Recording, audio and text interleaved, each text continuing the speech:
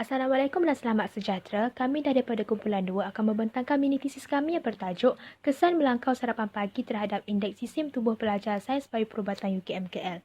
Latar belakang. Daripada 3 kajian lepas mendapati kegemukan dan obesiti meningkat dalam negara maju dan membangun dan salah satu penyebabnya adalah kerana kekerapan melangkau sarapan. Secara ringkasnya, tabiat pengambilan sarapan yang kepelbagaian boleh mempengaruhi indeks sistem tubuh seseorang. Soalan penyelidikan. Apakah kesan melangkau sarapan pagi terhadap indeks sistem tubuh pelajar sains perubatan UKMKL? Hipotesis penyelidikan. Kekerapan melangkau sarapan pagi yang tinggi menyebabkan peningkatan indeks sistem tubuh pelajar sains perubatan UKMKL. Objektif penyelidikan. Mengkaji kesan melangkau sarapan pagi terhadap indeks sistem tubuh pelajar sains perubatan UKMKL. Objektif khusus. Mengenal pasti menu sarapan pagi yang biasa diambil oleh pelajar. Mengenal pasti kekerapan pengambilan sarapan pagi dalam seminggu dan mengenal pasti kesan melangkau sarapan pagi terhadap indeks sistem tubuh pelajar sains payuperubatan UKMKL. Objektif 1. Kebanyakan pelajar sains bioperubatan mengambil sarapan pada hari tersebut dan majoriti daripadanya adalah mereka dari kumpulan berat badan unggul ataupun berat badan normal. Berdasarkan graf tersebut, roti adalah menu yang paling banyak dipilih oleh para pelajar sebagai sarapan pada hari tersebut, diikuti dengan makanan berasaskan nasi. Graf ini merupakan kesinambungan daripada menu kedua tertinggi yang dipilih oleh para pelajar sebagai sarapan pada hari tersebut. Berdasarkan graf ini, individu yang mempunyai berat badan normal ataupun unggul kerap memilih nasi sebagai sarapan sebanyak 2 hingga 3 hari berbanding mereka yang mempunyai berat badan obes ataupun berlebihan.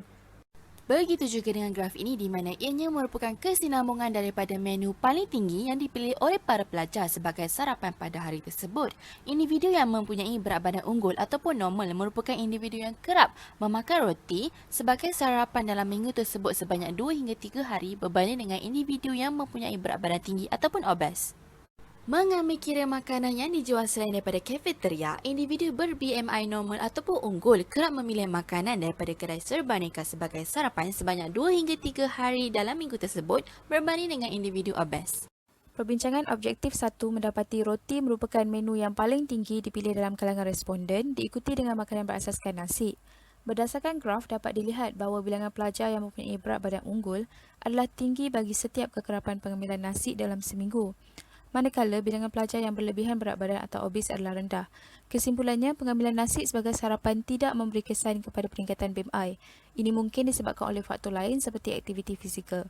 Berdasarkan carta di bawah, majoriti pelajar melakukan aktiviti fizikal sekurang-kurangnya 2 hingga 3 hari seminggu yang memberi kesan kepada berat badan normal serta komposisi tubuh badan yang sihat menurut Pertubuhan Kesihatan Dunia.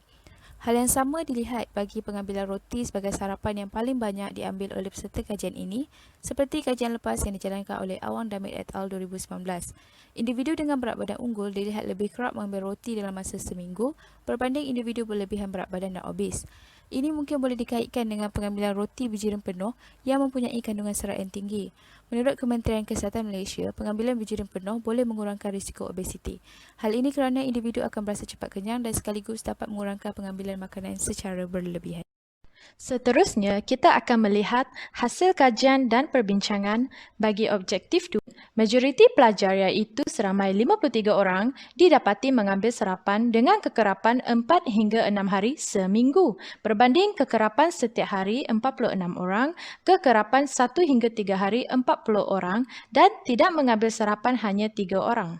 Majoriti pelajar iaitu seramai 57 orang didapati mengambil sarapan pada setiap hari seminggu berbanding kekerapan 4 hingga 6 hari 34 orang, kekerapan 1 hingga 3 hari 36 orang dan tidak mengambil sarapan hanya 15 orang.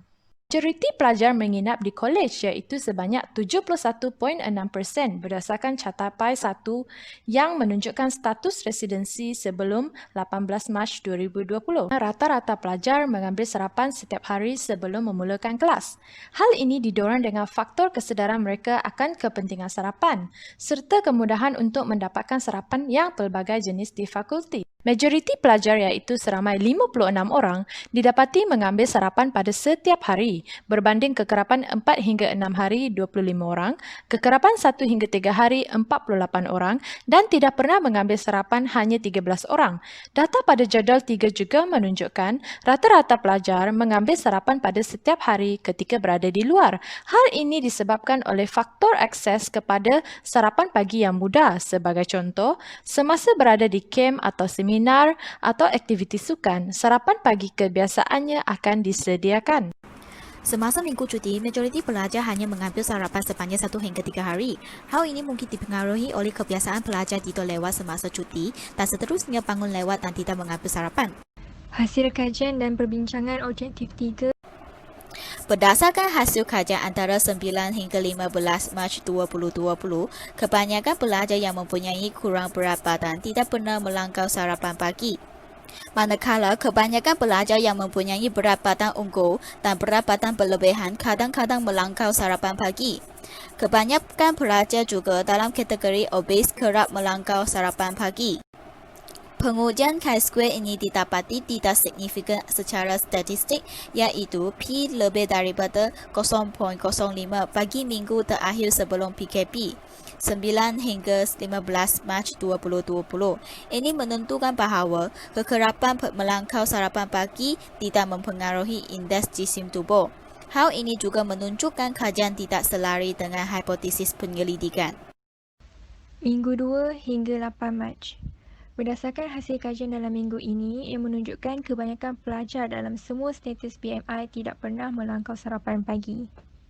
Pengujian chi-square ini didapati tidak signifikan secara statistik, iaitu P lebih daripada 0.05 pada minggu 2 hingga 8 Mac. Hal ini menunjukkan kajian tidak selari dengan hipotesis penyelidikan bahawa kekerapan melangkau sarapan pagi yang tinggi menyebabkan peningkatan indeks jisim tubuh dalam kalangan pelajar sains payu perubatan. Dalam hasil kajian mingguan berada di luar tempat kediaman menunjukkan kebanyakan pelajar yang kurang berat badan dan berat badan unggul tidak pernah melangkau sarapan, manakala pelajar yang berat badan berlebihan dan obesiti kerap melangkau sarapan pagi. Pengujian chi-square ini didapati tidak signifikan secara statistik, iaitu P melebihi 0.05 bagi minggu semasa berada di luar rumah, kolej, tempat tinggal selain daripada kediaman. Ini menentukan bahawa kekerapan melangkau sarapan pagi tidak mempengaruhi indeks jisim tubuh. Hal ini menunjukkan kajian tidak selari dengan hipotesis penyelidikan. Dalam hasil kajian minggu semasa cuti, kebanyakan pelajar dalam kategori berat badan unggul, berat badan berlebihan dan obes kerap melangkau sarapan pagi, manakala pelajar dalam kategori kurang berat badan tidak pernah melangkau pengambilan sarapan pagi. Pengujian chi-square ini didapati tidak signifikan secara statistik, iaitu dengan P melebihi 0.05 bagi minggu cuti. Ini menentukan bahawa kekerapan melangkau sarapan tidak mempengaruhi indeks jisim tubuh. Hal ini menunjukkan kajian tidak selari dengan hipotesis penyelidikan. Dalam objektif ini, ujian chi-square dijalankan untuk mengenal pasti kesan melangkau sarapan pagi terhadap indeks jisim tubuh. Dalam keseluruhan pengujian chi-square, 4 minggu berbeza yang didapati tidak signifikan secara statistik. Secara keseluruhan, hasil daripada 4 minggu ini menentukan bahawa kesan melangkau sarapan pagi tidak mempengaruhi indeks jisim tubuh. Keseluruhan hasil kajian ini adalah tidak signifikan secara statistik dan hipotesis kajian yang menyatakan kekerapan melangkau sarapan pagi yang tinggi menyebabkan peningkatan indeks jisim tubuh pelajar sains bioperubatan UKM-KL tidak dapat diterima. Hasil ini sama seperti kajian lepas yang dijalankan terhadap pelajar Universiti di Belgrade, Serbia, di mana corak pengambilan sarapan pagi tidak secara konsisten mempengaruhi BMI. Dalam kajian lepas, ada menyatakan kesan melangkau sarapan pagi tidak memberi kesan signifikan terhadap BMI. Hal ini selaras dengan dapatan kajian kami yang turut memberi hasil yang sama, iaitu tiada kesan signifikan yang dapat dilihat antara kesan melangkau sarapan pagi dan indeks jisim tubuh dalam 4 minggu tersebut.